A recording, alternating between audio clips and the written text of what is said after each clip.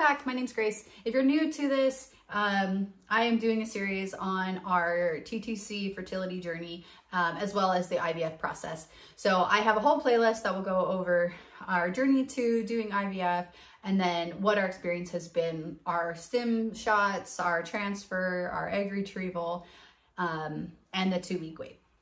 This video will specifically be about the 2-week wait. It's a very dreaded time, but also exciting time in the just TTC community, especially when you've gone through a cycle of IVF and you've done all the medications and you've done your transfer, and now it's just waiting. So in this video, I'll go over day by day some of the symptoms that I experienced and show you just what that was like. I tried to film a lot of it in real time to kind of really show you what the emotions that I was experiencing throughout the process, because it's one thing to like look back on a list and say, oh, I felt this and I felt this. It's another to like be present with the moment. And I really wanted to capture what that experience was like for me. So if you're going through something similar, hopefully it can provide some comfort, or you can at least better understand what that journey is like.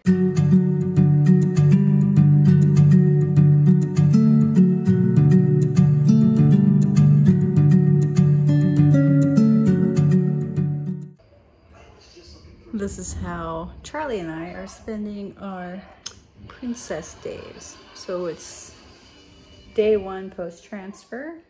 It's supposed to be on a moderate bed rest, which is a little silly, but we're taking it easy. I just had a big thunderstorm roll through. Snuggling on the couch, right, Charlie? Watching Home Improvement. It's not bad. So I tried to keep a pretty good record of what the 2-week wait was for me. But honestly got to the point where I was kind of not ready to take a test. And then I told myself that I had to wait until I was at least 7 days past transfer before I could do a test. This is the phase of the whole IVF process that I have been most anxious and worried about, is this like 2-week wait, because it's like up until this point, everything has been like so hypothetical of like, and then at one point you'll do a beta test, and at one point we'll do a transfer. But up until this point, it's all just been like, just doing the things we needed to do to get to a point where we could do the transfer. Well, the transfer is done, and now we're just waiting. We just wait, and we just hope, and we pray and see, you know, we just hope and pray and wait. Okay, also one thing I've been thinking about is like, you know how they say that dogs will know that like when you're expecting almost even before you do? I've been wondering about Charlie, because he's been kind of clingy. You know, see him over there on the couch. He's been pretty clingy to me the last couple days, or like mostly this morning. And so I kind of sometimes I'm like, does he know? Do you know? So day 1 post transfer, in the morning I had very, very light spotting. And I had just started my progesterone suppositories that night. And so it could have, I kind of was like, well, it could be part of that, or it could be just general like spotting from the procedure itself, but very, very light. And it was just in the morning, just a tiny bit, enough that I wasn't even really like, oh, I don't really think this is spotting. Like I was just kind of like, okay, whatever. Didn't really think very much of it. But then about 1 p.m., I got really fatigued and tired, and so much so that I took a nap. And I don't usually take naps very often, but I was like, I need a nap. I couldn't keep my eyes open, and so I ended up taking a nap. Throughout the day, I wrote, felt or imagined very, very light, subtle cramping that lasted a few seconds throughout the day. So it was kind of one of those things where I was like, I don't know, this could be in my head. I could be having cramping. Normally when I'm on my period, I usually have pretty bad cramping. And so if I have light cramping, I feel like I don't really notice it very much, but just because I was very hyper in tune to my body and just trying to pay attention to every single thing that was happening, just, you know, hoping it was a sign of that the transfer worked. I felt slightly, like I said, felt or imagined very light, subtle cramping.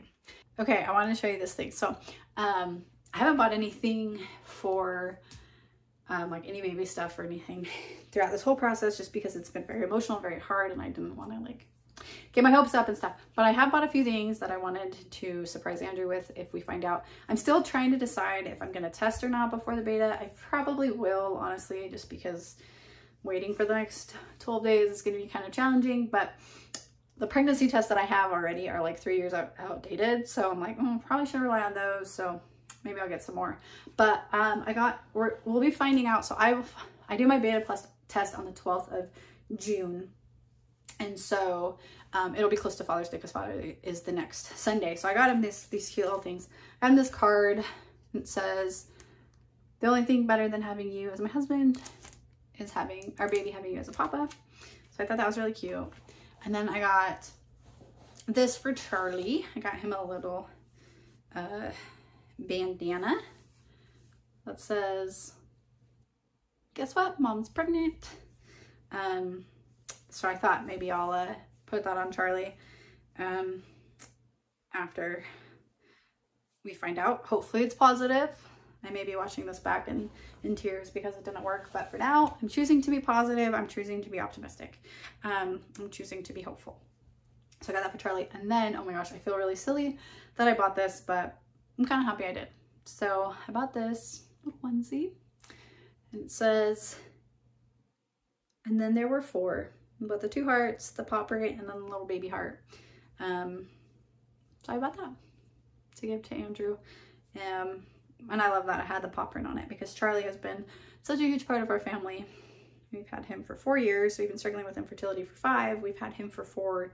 And he has just been a very special bright spot in our life. He's a good dog and part of the family, right?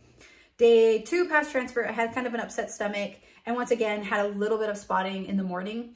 And same thing, I was like, this could be spotting, could be a symptom of, you know, implantation, or it could be just a result of, you know, the procedure and having a catheter and, you know, just, it could be that. So, or it could be the progesterone suppository. So I was kind of like, I don't know, could be, might not be. And once again, was just kind of very tired and fatigued. Day 3, I put nothing to note. It was about that day that I started feeling a little bit discouraged because up until this point, like, yes, I'm reading off a list of symptoms, but like I had expected to feel more or like experience more. And so, you know, just from listening to everyone else's stories, I was like, well, day 3 is the day that most people feel they're cramping, which is just information that I had gathered from my observations. And so I was like, okay, if I'm going to feel any cramping, it will be day 3. And if, yeah, I just kind of was like, and there was nothing really, like, I just felt like all was quiet, like no real symptoms, nothing, just kind of like meh. And so I feel like that night I started kind of getting discouraged. And I don't want to say for the first time, but it started to become a reality in my head of like, hey, this might not actually work. And just like remembering all that we had gone through to get up to the point of transfer. I mean, you know, 4.5 years of infertility, surgeries, medicated cycles, all of these things to get to this point where like, this is the first time I know I have an embryo in me. It's whether or not it sticks or not. And to be like, this actually might not work, was very discouraging because up until this point, I've always had, well, oh, there's, you know, we can always try IVF, like that might work. But it had never really crossed my mind that like, hey, this may not work. And if it doesn't work, then what? Do we do it again? Do we do it multiple times?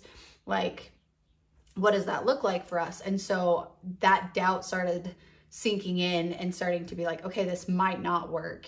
And then 4 days past transfer, I woke up and I like every morning I do like a little bit of yoga. I go for a walk and sometimes I'll do like a little meditation and associated with my yoga. And I did this meditation and I just remember being very like overcome with emotion of like, this may not work. This may result differently than what you want it to, but you're going to be okay. And it just like sunk in my soul. And so all morning I was like, I think that's God's way of trying to prepare me of like, hey, this might not work. Okay, I'm having like just a moment of real emotion right now. And I wanted to document it too because it's easy to just get on the camera and talk about all the good things. But for the last 24 hours, I've just been in my head, and I just feel like it didn't work. And I just feel like I just have this like voice in my head being like, it didn't work. Start preparing yourself. And then, yeah, I just feel really overwhelmed and really tired, and oh, this 2-week wait is gonna kill me. But not only that, we have this massive family gathering in the middle of it. It was about 11 o'clock in the morning when I started noticing consistent cramping. Noticeable enough that I couldn't deny it. Like, I wasn't imagining it. It wasn't just gas. It was one of those things where I was like, I'm definitely cramping. Like, but I was convinced that this was cramping because I was going to start my period, and I was convinced that like it didn't work. And so from like 11 to 1, I was crampy. I was discouraged. I was so frustrated because I was like, we don't even know if this worked. I'm about to like lose this baby. Like, I just was like terrified, and just had pretty bad mood swings throughout the day. About 3 o'clock in the afternoon, I got a really bad headache, and was like, ugh, I definitely don't feel good. And I started having lower back pain. And so this was 4 days past our transfer. Well, today has been a day. I've been really busy with work, which has been really good. It made the day go fast, but I've had a lot of emotions. I am 4 days past transfer today, and woke up just kind of feeling kind of negative about everything. And I noticed some noticeable cramping on my walk this morning, and it lasted for like 30 to 45 minutes, just very subtle, but there, more so than I've had in the last couple days. And then about 11 o'clock, I started getting pretty uncomfortable cramps. Like, I didn't take medication or anything, but I normally have really painful cramps. So this was like a 4 on my normal scale, but it was definitely noticeable, persistent, and I wasn't making it up, which was good because it wasn't in my head. I was like, oh no, I for sure am cramping, which could be because of the progesterone, or could be implantation, because day 3 and day 4 is when it's actually really implanting. So could be that. I don't really know, but I'm like in my head about it. And then I did get a slight headache in the afternoon, but that could have been stress and not really eating. So I'm not really sure what to think. But the cramping made me feel a little optimistic, as in, yeah, something's happening. So hopefully it's something good. We'll see what tomorrow brings. Hi, welcome to day 5 DPT of my 5-day frozen embryo transfer. Today I'm feeling a lot better than I was feeling yesterday. It was just an emotional negative day for me, but I woke up feeling pretty optimistic and energetic. I had a dream that I was dating George Clooney, which was fine by me. He was a real gentleman and bought me some plants for my garden, so it was a success. But anyway, guess that put me in a good mood when I woke up. But I had a really good morning. I wasn't really focused, but my spirits were high, and so I was just kind of doing little things around the house that were bringing me joy. And really what I was doing was procrastinating all the work that I need to do, and I will make up for that tonight. But yeah, I had a really good morning. I wasn't really feeling any symptoms. I wasn't really feeling any cramping or nausea or any of the stuff. But I was just really content and happy in the moment of where things were. So yeah, I went for a walk and picked some wildflowers. I read my book. I read my journal. I did a nice yoga session. I Marcoed some friends, cleaned around the house a little bit, and just had a really good morning. And then I finally settled in and started getting some work done. And then that's when I started noticing some cramping. So it wasn't as intense or strong as it was yesterday. And by intense, like, it really wasn't intense by any means, but definitely noticeable. So yeah, this afternoon I've noticed some cramping on and off again. Yesterday was definitely the most noticeable and the most persistent. Today it's been on and off again, and a little bit more dull than it was yesterday. Like, in fact, right now I can kind of feel it. Not painful, doesn't debilitate me or anything, which often my period cramps are. So, but there. And so hopefully that's a good sign. I don't know. Hopefully our little embryo is getting nice and cozy and ready to grow, is my hope. 6 days past transfer, I woke up at 5 a.m. with cramps present enough that it was actually difficult to go back to sleep. And I kind of debated, I was like, do I take some pain medicine? Do I get my heating pad out? Like, I didn't really know what to do, because I'm like, I don't want to like use my heating pad and like cause any problems, like, but I wasn't really sure. And then when I woke up, I did not feel very rested because I was up all night kind of feeling kind of crampy. And then, but as the day progressed, I wrote that I was very productive and super focused. Well, it's been another day, almost a full day, 6 days past transfer, and I'm feeling pretty good. Actually, physically, I feel pretty good. Mentally, I feel positive and in a good place, and have been focused and got a lot of work done today. So I was thinking today how this time actually has gone a lot faster than I thought it would, and how I'm getting nervous for tomorrow, because that's the day that I said I could take a pregnancy test, and I'm not sure I want to. I'm really enjoying still living in this hope. So we'll see. I knew that if I took it at least 7 days past transfer, that if it worked, I should have at least a faint line. And so I told myself I could take a test at 7 days past transfer. We had some family in town that weekend, and we had a lot of other events going on that weekend. And so for my own sanity, I was like, I want to be able to take a test before, so that I can at least have some time to mentally prepare myself one way or another.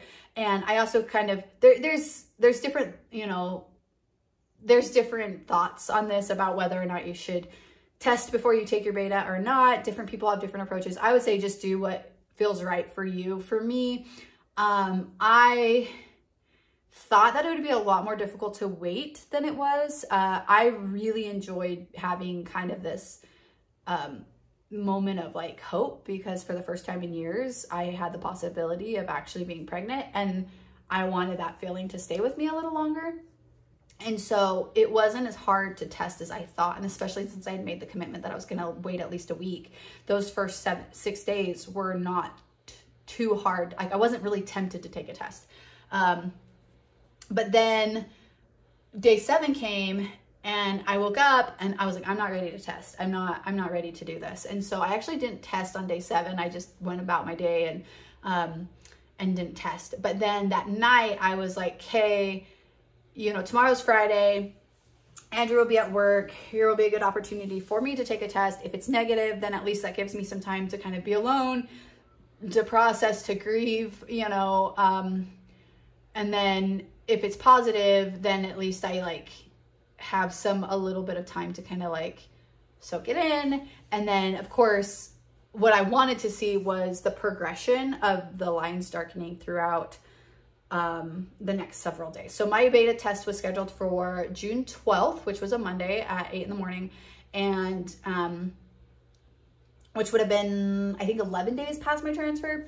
So, I was like, well, if I take a test on day 7 or 8, then that gives me a few days to see a line progression. That's typically a good sign, because that means that your HCG levels are rising. And I'd seen enough videos of people's lines that weren't getting darker, that didn't end up being good, and things like that. And so my biggest thing was like, okay, well, even if I get a positive test, I'm going to have to do several more tests over the next couple of days for me to feel confident that this is a good sign for my beta test. And so I took the test Friday.